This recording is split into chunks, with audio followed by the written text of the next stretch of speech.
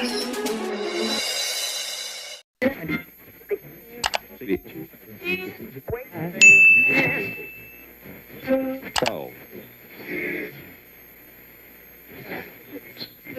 for waking up with us.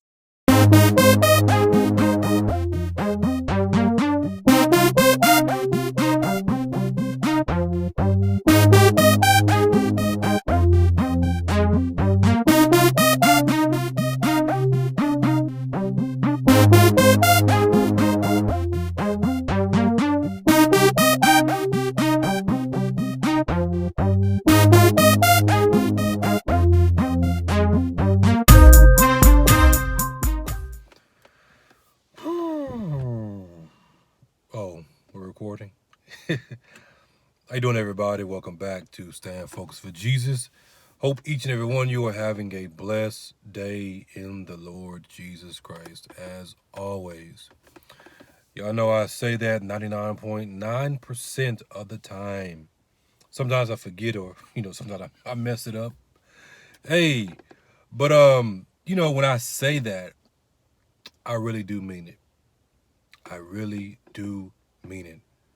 I really do hope and pray, however you want to put it, that you are having a blessed day in the Lord. Even outside of the Lord, because there's many people that may be listening to this video who aren't in the Lord. I still want them to have a blessed day. But they're going to glorify who they glorify, and I'm going to glorify who I glorify. Most people, they profess to at least believe in God or believe in a God. The issue isn't that. The issue is Christ, the Messiah. So, I was going to speak on one thing, but then as I got ready to make the video, the Lord wanted me to speak on something else before I spoke on what I'm going to speak on. And that is this. I think it was Edgar Allan Poe. I could be wrong. It was the best of times, it was the worst of times. Is that Edgar Allan Poe, or is that William Shakespeare, Francis Bacon? One of them, I think it's Edgar Allan Poe. Some of you remember, but that's besides the point about who it is. It's the best of times, it's the worst of times. Because it's a crazy world that we're living in right now. It's a crazy world that we're living in. With everything that's going on, it's just simply crazy. But even with everything that's going on, even with all the craziness going on, why are you sad? Why are you so upset unrighteously? If you're going to be upset about something or angry about something, then it needs to be for a righteous reason. It needs to be because of the mindset of people. It needs to be because people are dying every day and going to hell. Which kind of ties into, it ties into what we are going to be discussing more. I'm thinking as I go, so y'all bear with me, because I'm literally doing this off the top of my head, and I'm making the connection to the Lord wants me to make and whatnot. And I'm actually seeing, okay, I see why you want me to speak that. Too many professing believers, because, I can't vouch for everybody. You have this woe is me mindset.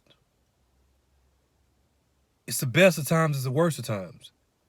But for us, it's the best of times. But it's also the worst of times for us, because we know what time period that we're living in, and we know what the word says. We know what's going to happen. So why are you living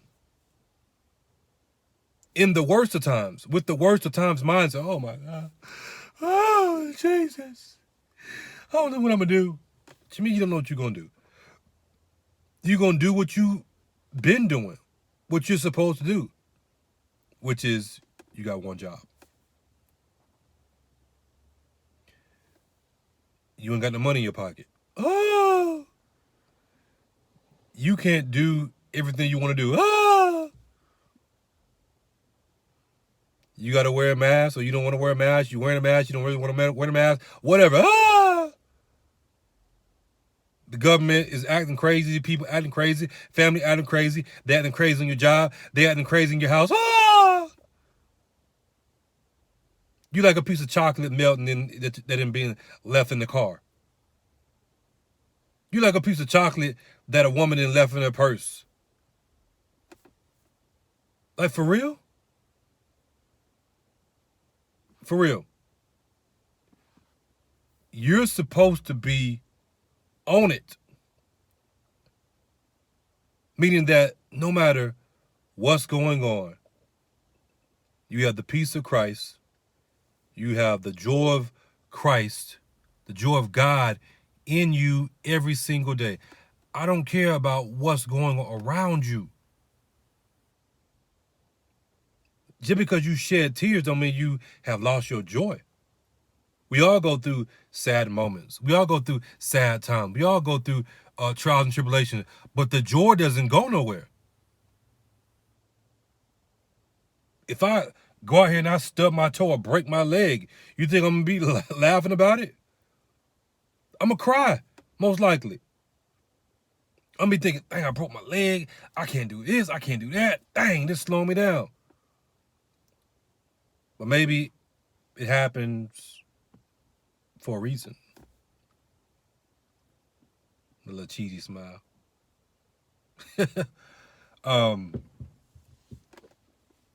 But are we looking at these things? Are we seeing these things? So even if I go ahead and I break my leg right now because it's raining, I slip, hurt myself, is my joy gone because I'm having a sad moment? Absolutely not. If me and my wife get in an argument, or I'm finna get a divorce. What? That means that I'm looking for reasons to leave. I'm looking for reasons to leave. So how do we look at that in the context of what we're speaking about? If one thing or several things can move you from the joy of God, that means you were looking for reasons to get out of the joy of God because you were never really in the joy of God in the first place. Man, I got smoke coming from my lips. I got smoke. Yeah, you see that smoke? Or is that fire? I'm just saying. And that's what the word says. So y'all be thinking I'm crazy, but I'm giving you scriptural stuff. I'm just speaking it plain. I'm just speaking it plain. And to give you a little bit of humor. So that's the first thing that the Lord wanted me to address. Why are you walking around with this woe is me mindset? It's the best time to be alive and to be a Christian. Oh, my bad. Did I say that? Did I say be a Christian?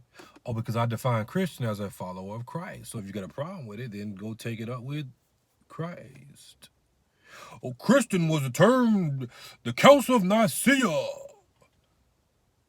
But that's not what the word says. It says Antioch is where they first called themselves Christians, when the disciples and the prophets gathered together. But I know some people are not defended, but offended by me using that term. Shall I say I'm a Hebrew? Shall I say I'm a Hebrew Israelite?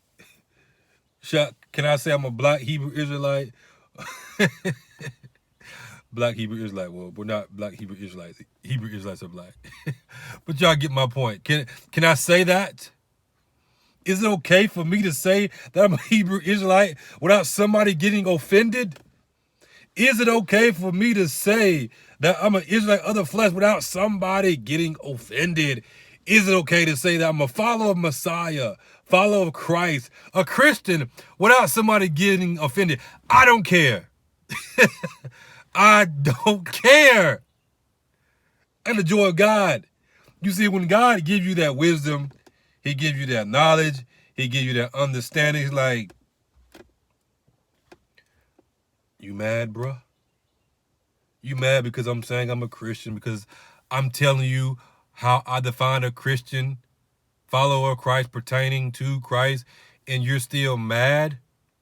Even though I broke it down, even though I said I don't rock with Western Eurocentric Christianity and defining Christianity as it goes according to the Bible.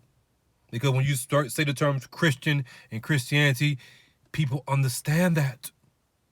But when you say other thing because they're not at that level of knowledge and understanding, they don't get it. So you have to say things at a level, meet them where they at. Ain't that what we say? You meet them where they're at so they can understand, so then they can be elevated to this higher level. Somebody get it. Somebody get it.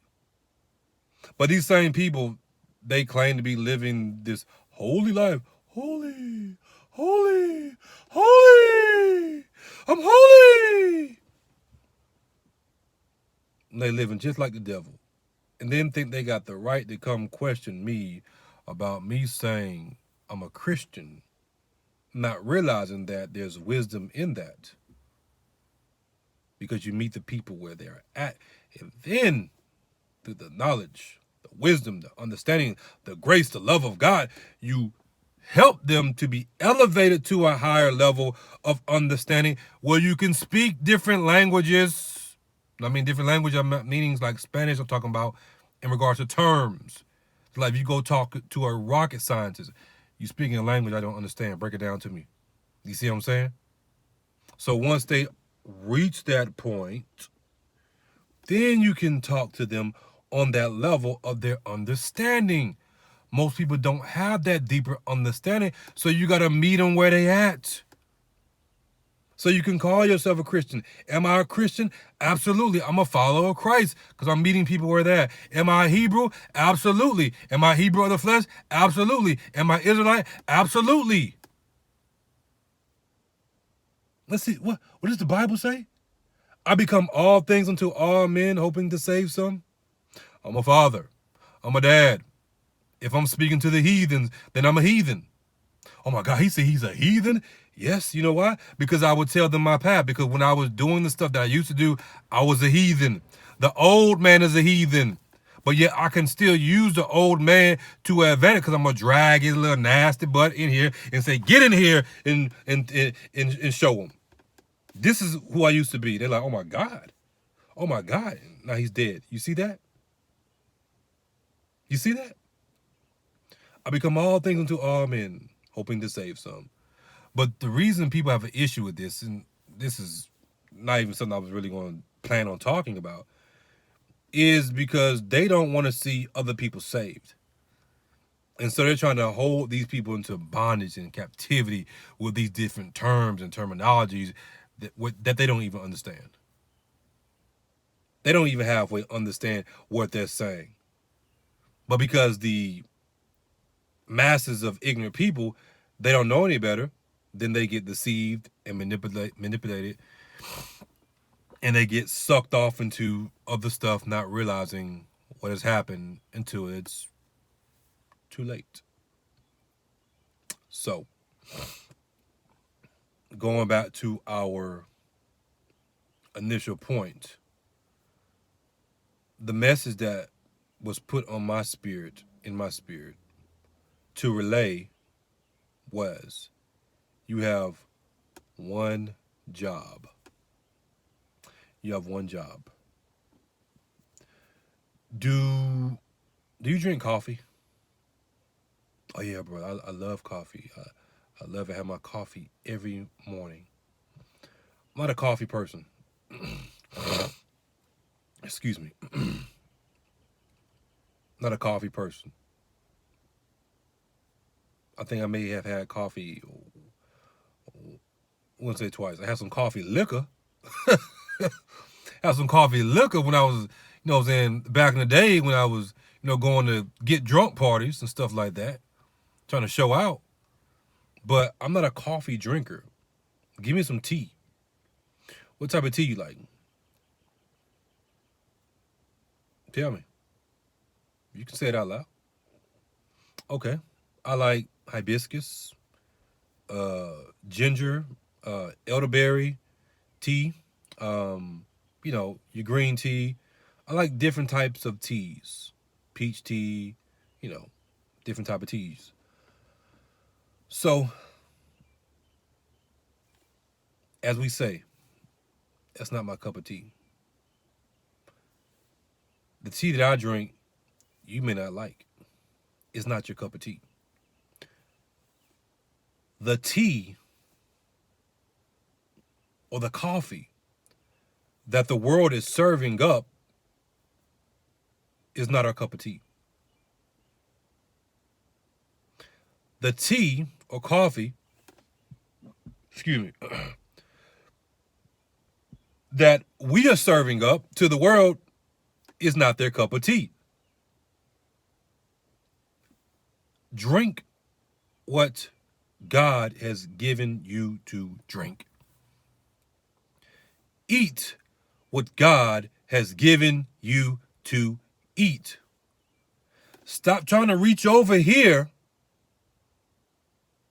and drink something or eat something that you ain't got no business eating. Rather it's from the world or rather it's spiritually. Some of you over here, you stand focused for Jesus, and I say certain stuff, and you trying to eat it or drink it, you ain't ready for that. Eat and drink what you are given to eat and drink. That's why I try to speak addressing different levels of education, to keep it simple. Because I know that a variety of people listen to the videos. You got the more advanced, you got the ones that know a little bit slow, you got to say it 30, 40 times for them to get it. Hey, I understand that. So I got to make sure I try to almost address all people. You got lost people that are listening. You got saved people that are listening. You see what I'm saying? Drink what you're supposed to drink. Eat what you're supposed to eat. Your cup of tea. You know why? Because you got one job. We have a joke. It's not really a joke. It's serious, but we made it into a joke. And it morphed into something else. Like when I make a mistake or my wife makes a mistake, we be like, really? I actually do one thing. You got one job. And then we'll start laughing. She'd be like, I got one job. I couldn't even do that right. And I may be like, I got one job too, and I couldn't do that right. It's just a joke. It just takes the tension out of the air when somebody has made a mistake. It's just what we do. But it stems from this. We literally have one job, and that is to preach the gospel. Our cup of tea, our bread, tea and scrumpets, anybody? Is to preach the gospel. You better put that pinky down. Put that pinky down, you drinking tea. Our one job while we are here on this earth is to preach the gospel. That's it. Well, what about this and what about that and this and that? We're supposed to... Oh! Pump your brakes. Pump your brakes, bro. Pump your brakes. Our job is to preach the gospel of Christ. And then everything else comes with that. How did I meet my wife? How did I get a woman of God? Through ministry. I met my wife through ministry.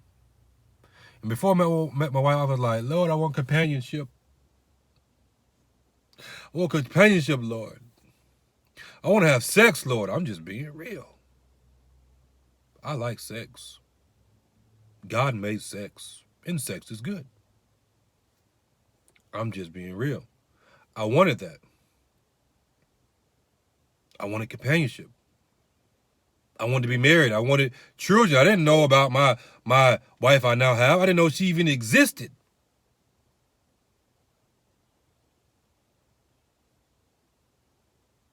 So then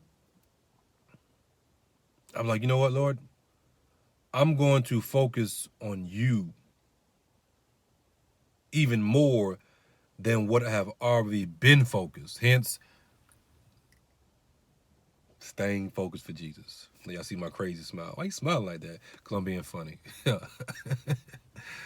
got a sense of humor. I know sometimes I don't seem like it, but y'all know I'm sarcastic. I'm, you preach as the Spirit leads you. Everything ain't always about videos like this, and every video ain't always ha ha ha ha ha. Even though you still gonna get the ha ha ha ha ha. Slice you up with a little ha ha ha in it, because iron sharpens iron. But y'all know how I preach. Some of you like, oh my God, he laughs, he smiles. I do. Even when I'm serious. You see it? I do. But so that's what I did. I focused more on Christ.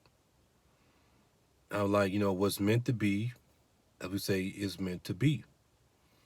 And because of me being more focused on Christ back then and doing what he called me to do, doing the one job we have. You got one job, to preach the gospel. I was led to my wife. And then God said, hey, make a choice. You're going to marry her or you're not going to marry her. I married her, and I am where I am at now with a wife and 2 children.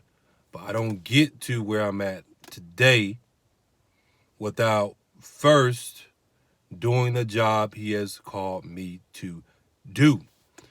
Now, everybody ain't going to be in a position where God is going to grant you that husband or that wife. That's something you got to ask him. Maybe he's not granting you that husband or wife because you're not ready for that husband or wife. Hey, smoke coming from my mouth, or was that fire? My hand feel kind of hot. Maybe God has not granted you that husband or wife because you're not ready for that husband or wife. And he's wanting you to go through the different things that you are going through. So when that husband or wife comes into your life, comes into your path, your paths cross each other, then you will be ready to receive and accept that person without destroying each other, or you destroying that person doing stupid stuff because you are a immature believer, or you're not even a believer but you think you are, or maybe you just ain't ready, or maybe the very thing that you want God is testing you with, because when he don't give it to you when you want it, and you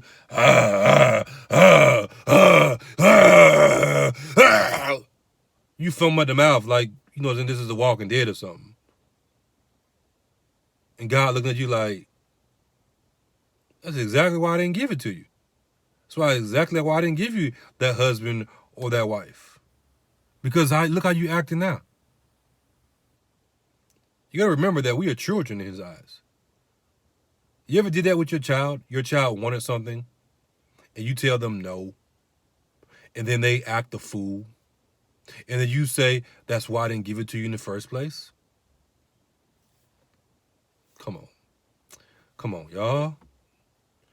Why are you treating your relationship with Father like anything less?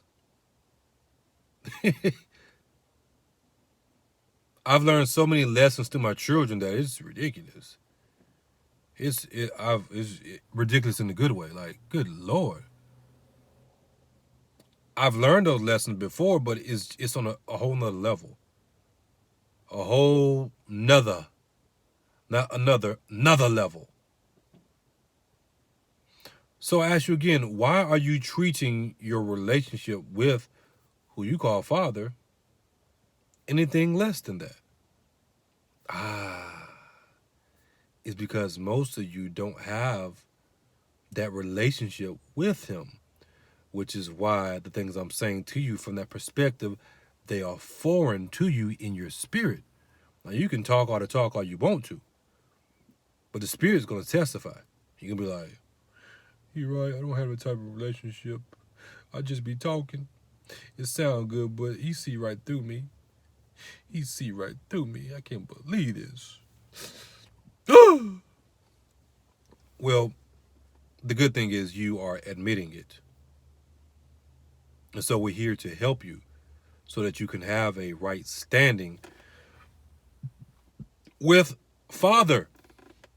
Father. Father. If he is your father, then that means you are his child. Unless your father is the devil. And the truth of the matter is, most people probably listening to this video who profess to be believers, their father probably is the devil. And their life reflects it. Their self-righteous, hypocritical life reflects it, which is why you only have one job, which is to preach the gospel. How can you not preach the gospel, minister the gospel? When you go to a doctor and the doctor prescribes that medication, what is it called? What is it called? A administration. What's the root of ad and administration? Minister. Give out. I'm going to minister this to you. Authority. You see what I'm saying? Most people don't have the authority of Christ dwelling in them, which is why they take the gospel nonchalant. Why do I take the gospel so serious? Because the gospel is what saved my life. The gospel of Christ is what saved my life. God granting me that repentance. Seeing that I was truly sorry. Seeing that I really wanted to be free from the things that I was doing. Seeing that I truly had a love for God, but I was just misguided. Because the things I was doing them ignorantly. You see what I'm saying? So I respect the gospel that much more because the gospel dwells in me. You ever gave somebody something that you valued and you told them the value of it and the story behind it or whatever, and you let them borrow it? We didn't say gave it to them. You let them borrow it. Matter of fact, we just keep it simple. You ever let somebody borrow your shoes and they some nice shoes and you know how much you pay for these shoes? And the person that wants to borrow your shoes knows these are nice shoes because they want to borrow those shoes to go with their outfit or whatever. And you let them borrow your shoes or you let them borrow your shirt or you let them borrow the whole outfit. And then they don't respect it. You ever had that happen? Exactly. Because if they valued it like they say they did, then they would have taken care of it just as if it was you that was wearing it. Dang. Y'all see that fire? You don't see that fire? You don't smell that? Smell something burning. Something burning. Not because my breath stank.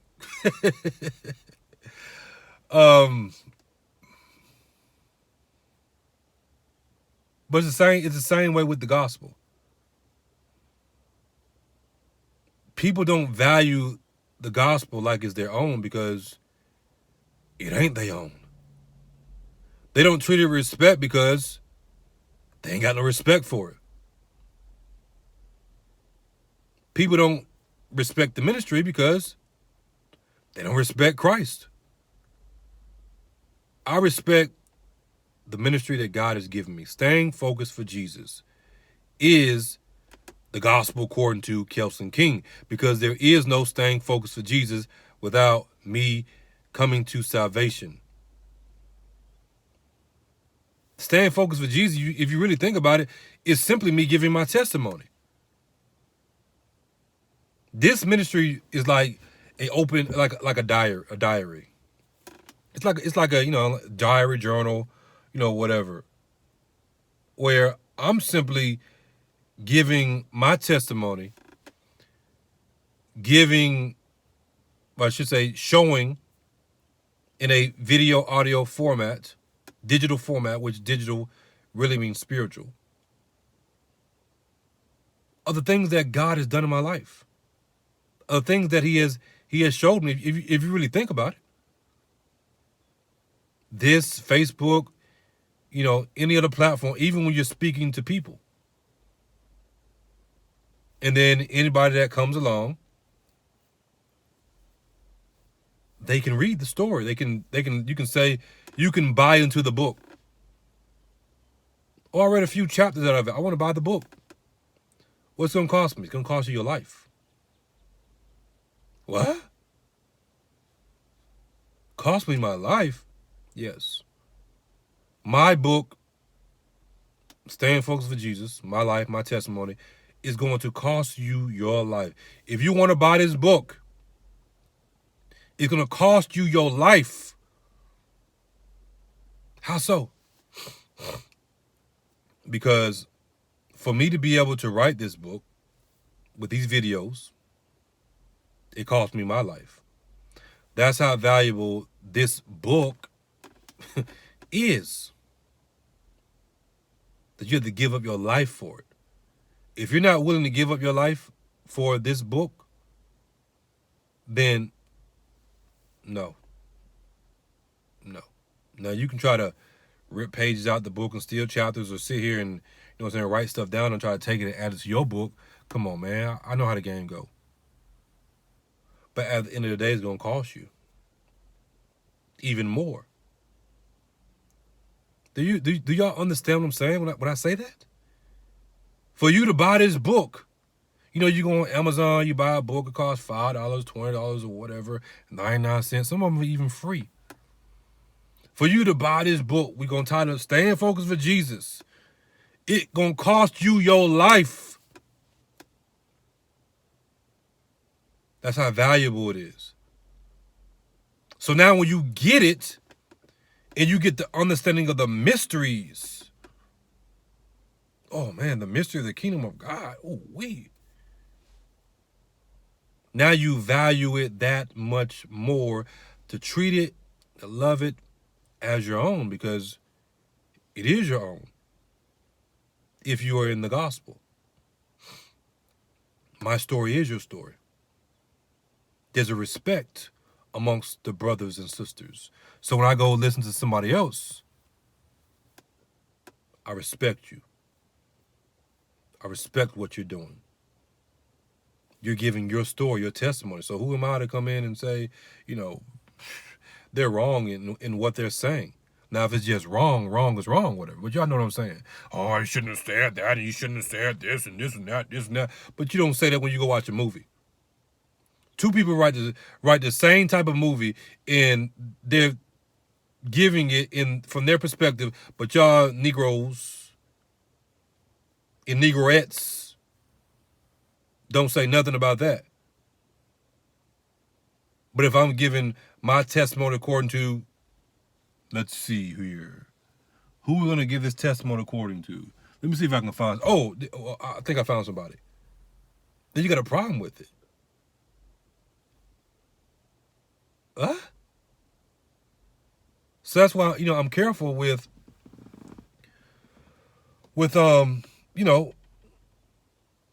how you judge people. You got to get to the foundation and see what people are really about. Y'all looking at the windows, you looking at the furniture. They got gold in their house, boss. Ooh, they got a gold toilet. They got some money up in here. You worry about all that, not realizing that they got a secret tunnel underneath their house that leads to a dungeon. That's where they sacrifice people. They got people chained up under there because you ain't discerned. You worried about everything else except what you're supposed to be worried about. The house is scheduled to be condemned. They got this massive house, but it's not even up to code. They got this massive house, but nobody gave them permission to build there. We're going to build here because we got the money to do it, so we're going to do whatever the hell we want to do. That's exactly what people do with all the neck rolling and all this stuff. Blah, blah, blah, blah, blah, blah, blah, like a big old bobblehead. We're going to do what we want to do because we got all the money in the world. We can do what we want to because we love money.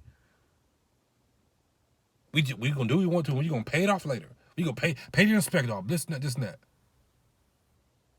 And this is what's happening. So many professing believers are being paid off. We are the inspectors. And these people are building, and anybody told them that they can build. Nobody gave them the authority to build on the rock, on Christ, the foundation, the chief cornerstone. I'm about to turn up on them, Lord. I'm about to turn up. Oh. We are the inspectors. We are the city council. We are the people that run the government of God. So they ain't got no authority to be building nothing on Christ. But they do it anyway. So they do it anyway in spite of not having authority. We have the right to come in and say, no, no, no, no, no. It's going to be torn down. And you can buck against the system all you want to. But at the end of the day, it will be cast down and thrown into the fire. But what's happening is, as I was saying a minute ago,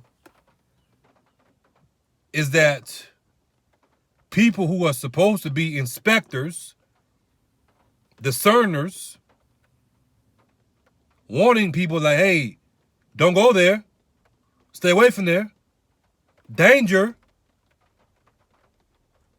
They're being broke off. Make it rain. They got the stripper gun. To not say nothing. Shh. Be quiet. Don't look. Turn. You didn't see nothing. Oh, you seen it. You didn't see nothing. Here you go. This is what's happening. So there are major consequences to that. Which is why I said we have one job. Our one job is to preach the gospel. Preach the gospel from a pure heart. Preach the gospel according to how God has called you to preach the gospel. It's your testimony. Don't let nobody dictate to you how God has given you, how God has dictated to you to deliver the message. Isn't that what he told the prophets? Don't worry about what they're going to say. Don't worry about what they're going to think. That's why y'all see the way I am. I don't care. I don't. I care when I need to care. If somebody tell me, hey, you're wrong, I care. Even let me tell you a story. When somebody comes at me and even when I know that I'm right, this is gonna sound crazy to some of you, but this is how serious I take this, because I know that I deserve hell. Every time I think about it, I'm like, good Lord, thank you for your grace. Because I know that if I died, I was going to hell. Let's say in a handbasket with gasoline draws on, and I was going to be in the, you know what I'm saying? Some people don't believe that, in the lowest of lowest hell, the different compartments. But if there are compartments, I was going to be in the lowest, the deepest, darkest part of hell. I know that. because that's what I deserve because of things I was doing here on earth. So this is how serious I take what I do. I take the gospel because I don't deserve it. Not only has God done that, but he's given me above and beyond that. Where the whole world is going to hell, I'm sitting here with a smile on my face, peace, joy, enjoying my family in the midst of chaos. On the phone with my brothers and sisters in Christ, talking it up, chopping it up. How you doing? What you got going on? It's all right, brother. It's all right, sister. We good. We got Christ.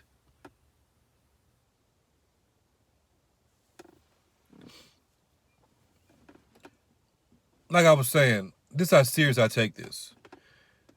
Even when I know that I'm right, somebody comes along and say, "You wrong." Oh my God, am I wrong? Am I really wrong? Did I say it wrong, Lord? Not because I'm afraid that they got me, but because I take my job, my love of what I do, preaching. I love preaching. I love it. I never would have thought I would have ever been a preacher. I didn't come from a line of preachers, at least in my immediate family. Wasn't thinking I'm gonna grow up and be a preacher.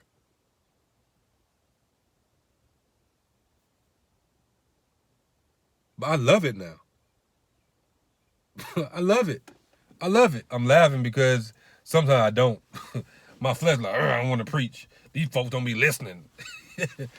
But even when I don't want to preach, I still love it. I still love it. And I never want to lead anybody astray. I don't want to give nobody wrong advice. I don't want to tell somebody something false. That's why I tell y'all to be careful what you're saying. And I know my videos are longer, but I just try to explain one point in many different ways so that you really understand what I'm saying and where I'm coming from. Not because I just want to sit here and make a long video. If I can just say it one way and then, people get it, then hey, let's go do something else. You know what I'm saying? Hey, let's go cook. Let's go fire this grill up or whatever. But the reality is that we don't live in a world like that. We don't live in a world like that. But somebody come at me and like, what you said, you're wrong and you're a false prophet. I take that serious. I don't just be like, whatever. I'll be like, am I a false prophet? Am I a false teacher? What if I am? Do I need to repent? In comparison to most people, they're not going to think like that. They're going to think, whatever. They're not going to examine themselves. So even when somebody that I know isn't legit says something, I still take heed to what they're saying as an opportunity to examine myself. That's how serious I take. You got one job. You got one job to do. That's to preach the gospel. Why do you take it so serious? Because why would I not? Why would I get into the gospel? Why would I say that I rep Christ, but don't take it serious? Why would I marry my wife just to say I'm married and then be tricking off with everybody? If I'm going to get married, I might well take marriage seriously. And plus, I'm a serious person too. So,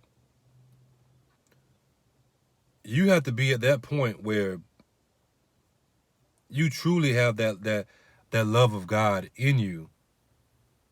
And some of you do. Some of you listening, you like, I understand exactly where you're coming from, Brother King. I understand. But there are too many more. For everybody that does, there's 20 or 30 that don't. For every one, there's 20 or 30 or probably even 100 or 1,000 or 100,000. I don't know. Probably 100,000 for every one that don't get it. That don't get it. They don't take it serious. And why is he the way that he is? Well, if you were in the gospel doing the one job you said you are here to do, then you will understand why. So, may we all take this time, including myself, because if I first give a message, the message first applies to me. Rather apply directly or indirectly. But may we all take this time to examine ourselves. So, with that being said, God bless each and every one of you in Jesus Christ's name. As always, stay focused for Jesus. And as you know, the truth is not debated. It is declared. You got one job. One job. Let me add this. I almost forgot this point. I hate when that happens. I'm glad the Lord caught me. I'm glad the Lord caught me. This is one reason why it's so important. Because you don't know how many opportunities you're going to get to preach the gospel. Your death could serve as a testimony. You could get saved and the next day something happens to you and then, you die. It could happen. Also, excuse me, you don't know somebody else's time. You could be talking to a person one day and then the next day you find out they dead. Do you want that blood on your hands because you didn't preach to them? Do you want that blood on your hands? Let me ask you this. All the people that are in your life that God wants you to minister to, if they died today, could you say that you have a clear conscience? This is about to burn somebody up. We ain't dealing with smoke more. We dealing with fire. Can you say that you have a clear conscience? All the people that God has put in your life, and you have opportunity to preach to them. Can you say that your conscience would be clear that if they died right now, you can say, hey, I gave them the truth. Some of you got your head down. Some of you like, oh my God, because you haven't been doing your one job. You've been so focused with everything else that you haven't even done the one job that you're supposed to do here. You got one job. And if you said yes to that, then that's a problem. If my mama died today, I can say, hey. If my daddy died, my brother died, my auntie, my uncle, my cousins, anybody, guess what? Hey. Hey, I don't have no blood on my hands because I gave them the truth. I gave them the truth. When the opportunities came up, I gave them the truth. And I gave them not only the truth, I gave them more than what they wanted. Because I know that I may not have another opportunity to give them the gospel. There was a young guy, he grew up looking up to me. And this is when I was in the world. He grew up looking up to me. I used to be in the yard working on cars, and all the young cats used to come over and everything. They used to see me working on cars, and it inspired them to work on cars. It inspired them to start businesses and stuff. It was one guy, and I'm trying not to cry thinking about it because I know he most likely ended up in hell. But how old am I? Good Lord. I'm 35, I think. 35, 36. I don't know how old I am. I really don't. My wife knows. I be forgetting. But I was talking to this cat one day, and I didn't know this, but he was telling me like, yeah, man, you used to be out there working on cars. I remember he used to tell us to go on, they kids, they used to still come. You trying to work on cars, like, hey man, get back. But I used to top it up with him or whatever. But he used to always want to come over when I was doing something. He told me, he's like, man, I used to look up to you. I looked up to you so much that when you used to work on cars and stuff, I used to, want to ask you questions. I wasn't asking questions to get on your nerves, even though, so I did get on your nerves because he was the type to get on your nerves. But, I just really wanted to know about cars and, and I really, just wanted to be around you because, you was old, you was older than me and everything. Growing up, I looked up to you. And he told me that because of that and the different things he saw me doing, this is when I was lost. That eventually he started his own business because he used to come around. I remember it like it was yesterday. He used to come around with his lawnmower asking to cut the grass. He used to go to different people's yards. You know how it goes, to make some money. This man eventually, starting with a lawnmower, and being inspired by how I was, as an independent, working on cars and doing this and doing that and whatnot. He ended up starting from with a lawnmower, getting a truck, getting a trailer, and having a whole thing full of equipment, starting a lawn business. So you don't know how your life impacts people when you're lost, nor when you're saved. You don't know who's watching. You don't know none of these things, but you should know. You should know. But when I say you don't know, as far how deep it goes, how deep it goes. So time passes. He's grown up, doing his thing. I'm doing my thing, right? And at the time, I had my cleaning service, and I got in contact with him because he was now doing pressure washing, and I had a job. I subcontracted it out to him. It was cleaning some vent hoods with with the pressure washer, getting all the gunk and stuff out like that and everything. And I'm talking to him, and this is when he's telling me all this. He tell me all this and everything, and I'm putting him up on game and everything. We're talking about Christ and stuff like that. He just wasn't in a good place in his life right then. So I'm in a better position now. So I'm giving him that guidance. Like, look, man, this, that, this, that, this, and that. He was drinking a Mountain Dew. I'm like, man, you can't be drinking that stuff, man. You're killing yourself. I said, because at this point in time, he was telling me about some health stuff he was dealing with. I'm like, look, you're not making it no better. So I'm dropping them bars on him and everything. He like, man, that's when he started telling me that's why I looked up to you when you were growing up, because you always kept it real with us. You always kept it real with us and everything. So I think it was, I'm going to say, I think it may have been like the next day or the day after that or whatever. But I'm going to say at least a week after that. Come to find out, he had went to the hospital and he didn't make it out. He died. From within a week of me talking to him, he died. He died. And guess what? I was probably, I think I mentioned this story before, but I was probably the last person to minister to him. And one, so I'm trying not to cry. It was humbling when I found out that he died, and the Lord was showing me that you was the last person to minister to him. I say probably, but the Lord was showing me like you was the last one. Two, it's the dude that, a neighborhood cat that I grew up with. Three,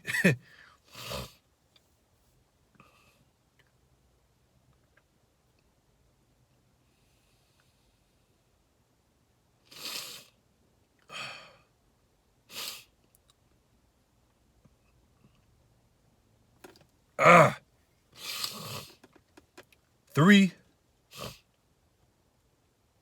most likely, 100%, he died and went to hell.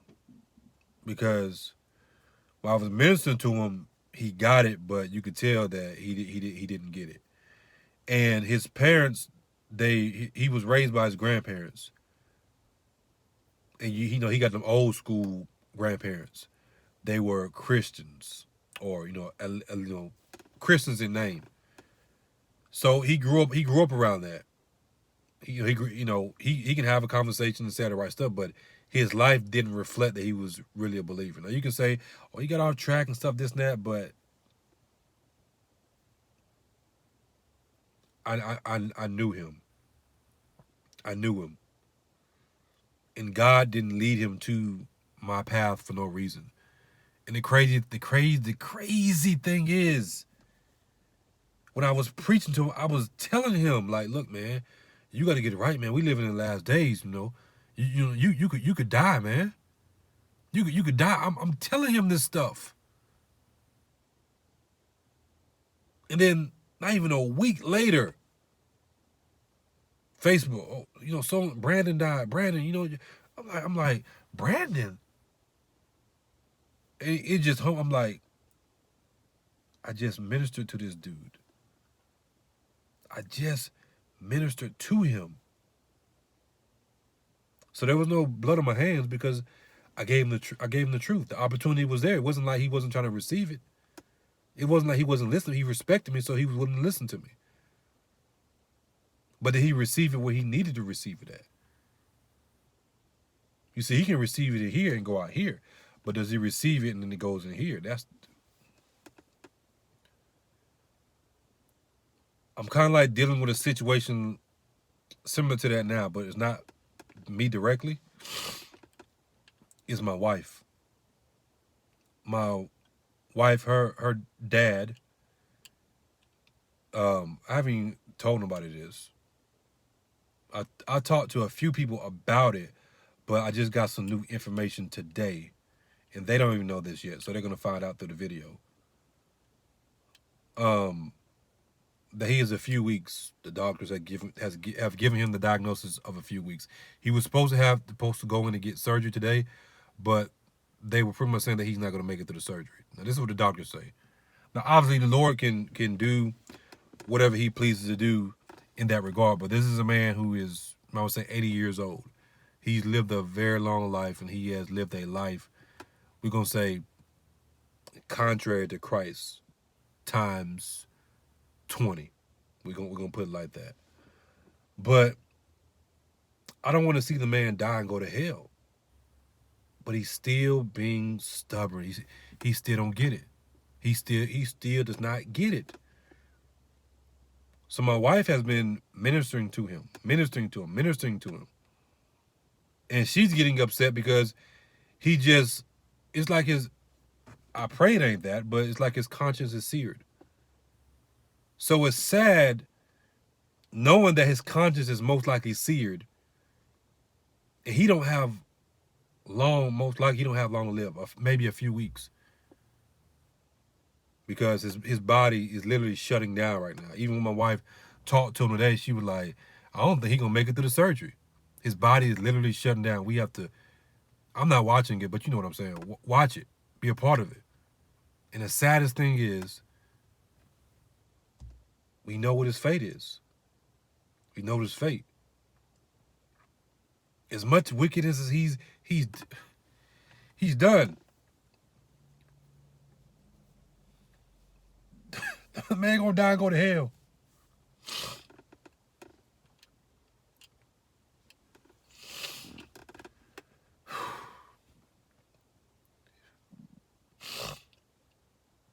And I don't even.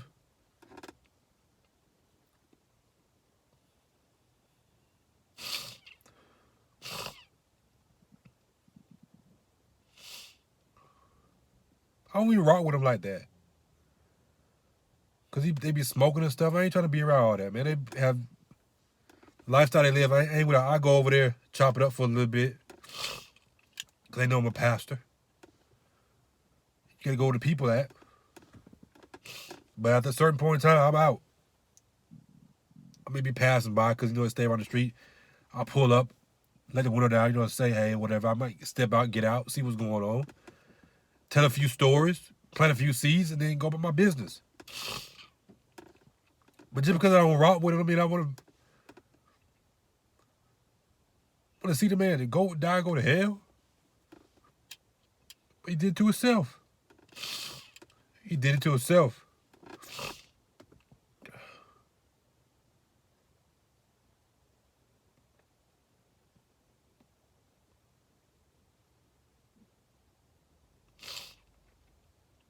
That's why it's so important, man, for us to preach the gospel.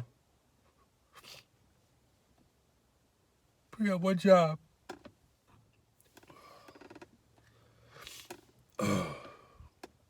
But I didn't want to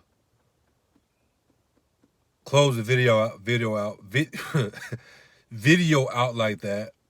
But I just had to take a moment to gather myself. But this is it's serious business. It's serious business. It's serious business.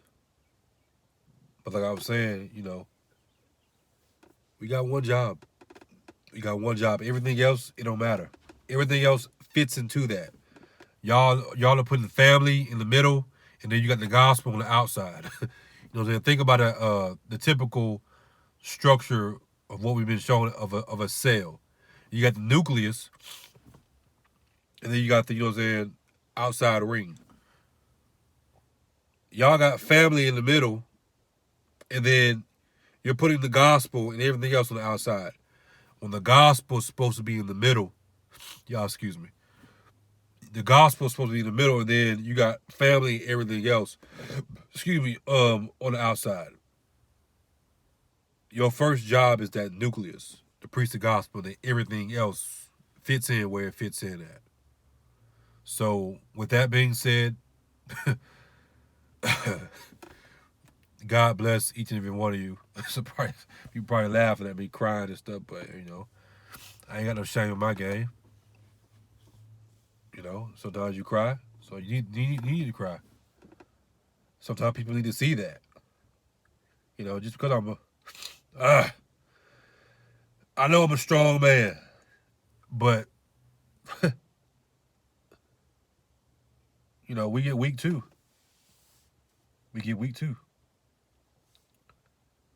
But let me go before I start crying again. With that being said, God bless each and one of you. In Jesus Christ's name, as always, stay focused for Jesus. Can't even talk right, nose stopped up. As you know, the truth is not debated. It is declared.